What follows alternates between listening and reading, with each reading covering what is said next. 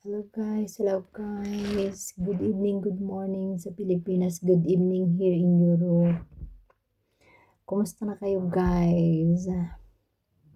Happy Valentine's sa Pilipinas at sa inyong lahat. Advance pa. Dito kasi gabi pa lang.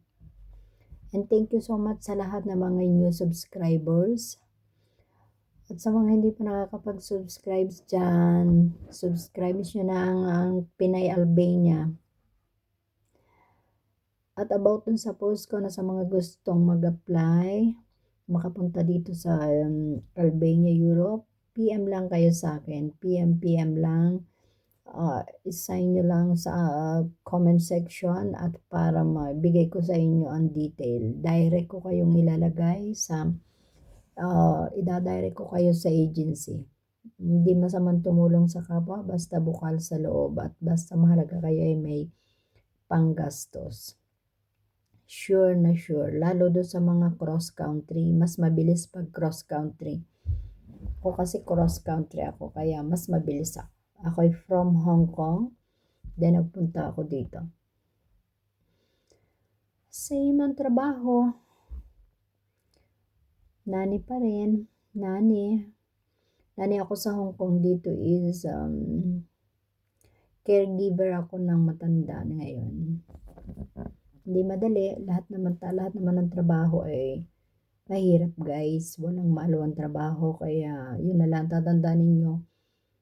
Hindi man yapat nakarating kayo sa Europe maaaluan ng trabaho, mahirap ang trabaho, mas mahigpit dito kasi gawa ng sa oras, napaka-stricto nila about sa time, basta nag-start ka, break time, after break time, hindi pwede yung patago-tago sa CR kasi hindi pwede ang ganun dito. Kaya sa mga gusto diyan at willing at masasabi ko lang sa inyo is walang maluwang trabaho, lahat mahirap.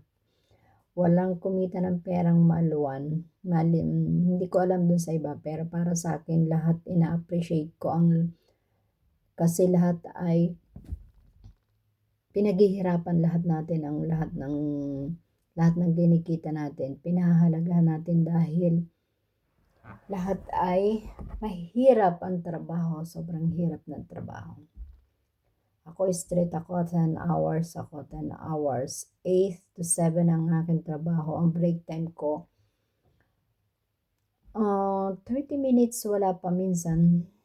Dahil minsan tinatawag na ako ng lola, kaya wala tayong magagawa. Yun ay part of works. Habaan ng pasensya, kaya okay lang yun. Kaya sa mga gusto diyan, PM lang. Kasi willing akong tumulong sa inyo. Comment nyo lang sa comment section kung kayo mga willing. And bibigay ko sa inyo ang WhatsApp ko. Update lang tayo para at least.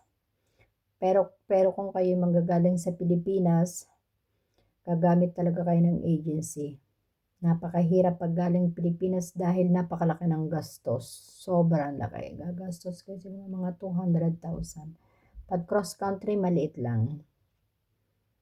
Pero mga 100 kasama ng pocket money. Bibigay ko ang ibang details sa susunod nating video. Sa mga willing dyan, PM lang kayo. Thank you so much for watching and happy Valentine's again. Once again, happy Valentine's sa inyo and God bless. Thank you. Relax time na tayo dahil tapos na tayo ng trabaho. Papahinga ng konti. Yun lang guys. Thank you again once again. Bye. See you next video.